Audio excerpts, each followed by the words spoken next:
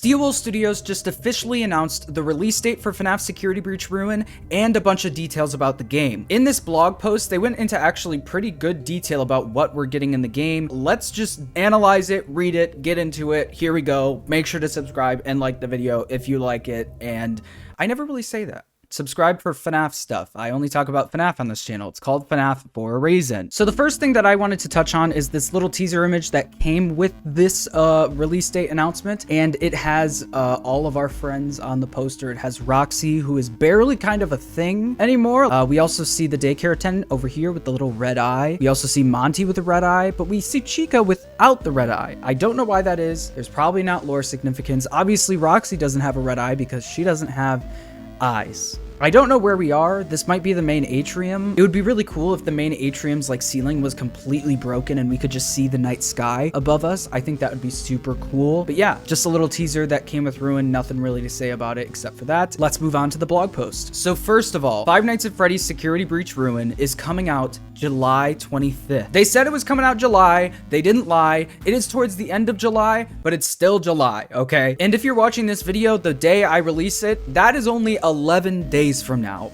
11. This DLC has been a year and a half in the making, and I could not be more excited. Like, I am actually pooping my pants excited. Now let's read the blog post. Here we go. Hey folks, the time has come. Ruin will be available on the PS4, PS5, and PC on Tuesday, July 25th. Ruin is a news story that follows a little girl named Cassie as she searches the crumbling pizzaplex for her friend Gregory. So it looks like this is direct confirmation that Gregory and Cassie aren't like brother and sister. They're just friends somehow. I mean, this could be misleading us, who knows, but it's really interesting that this is like a direct lore detail because there's so much speculation about who these characters are. Is Cassie a Charlie bot? Is Gregory a crying child bot? Are they just regular kids who have similarities to those characters? Who knows? Since you've all been so patient and we've got a couple weeks left, I want to give you all a sneak peek of what you can expect from this free DLC. First, its tone is a stark contrast to that of Security Breach. Our goal was to lean into a familiar feel Freddy's fans have come to expect, and in that effort we created DLC that's far more dark, dreadful, and ominous than the base game. That is exactly what people have been wanting. That's exactly what I wanted. I loved Security Breach. Like, I loved walking around the mall, I loved the environmental storytelling,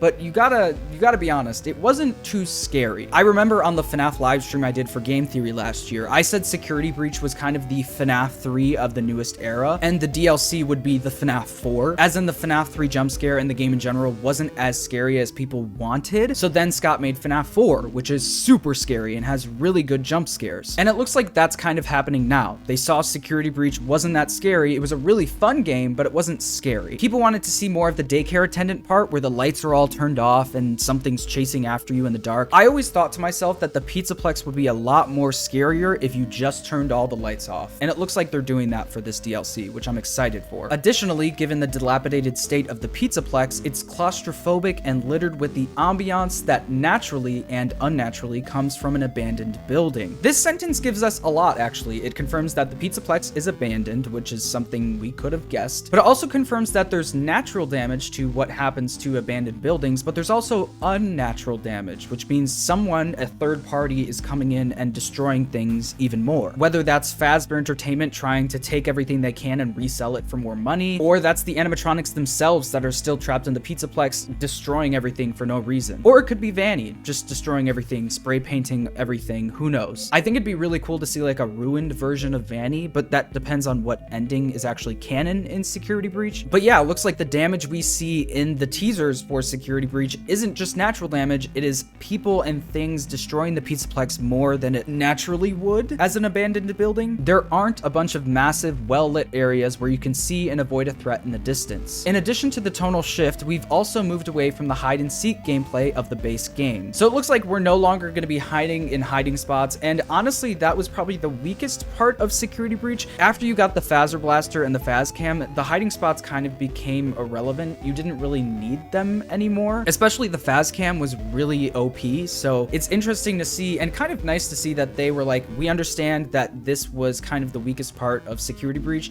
and we think we can do better than that. It looks like we're not going to be able to see our enemies from from far away, they're just gonna be all surprises coming out of the darkness, which is super cool. Ruin's moment to moment is built around patience and timing. And after thinking long on what we want to share before launch, I'm actually gonna leave it at that. This next sentence is super interesting. Our trailer only showed off a small fraction of the fun, and words won't do the rest justice. This actually confirms one of my suspicions that we have only seen a little bit of Ruin in the stuff that we've seen. It's kind of like movie trailers, like especially the Spider-Man No Way Home trailer. They only showed, at least the first trailer, the beginning parts of the movie. I remember sitting in the movie theater and being 10 minutes into the movie and being like, oh my god, we've already seen everything the trailer showed us, so the rest is just a surprise. I honestly would love more teasers so we can get more hype, but honestly, if they have more to show and they think words can't even describe what the rest has in store for us, that's fine. I love a surprise. We love a surprise. As I said previously, the DLC is going to launch on PS4, PS5, and PC. The Xbox and Switch versions of the DLC will be released at a later date. It was more important to us that we focus on a few specific platforms to give ourselves the time and space to work on what matters most, the game itself. So it looks like they're not messing with bugs this time. I'm sure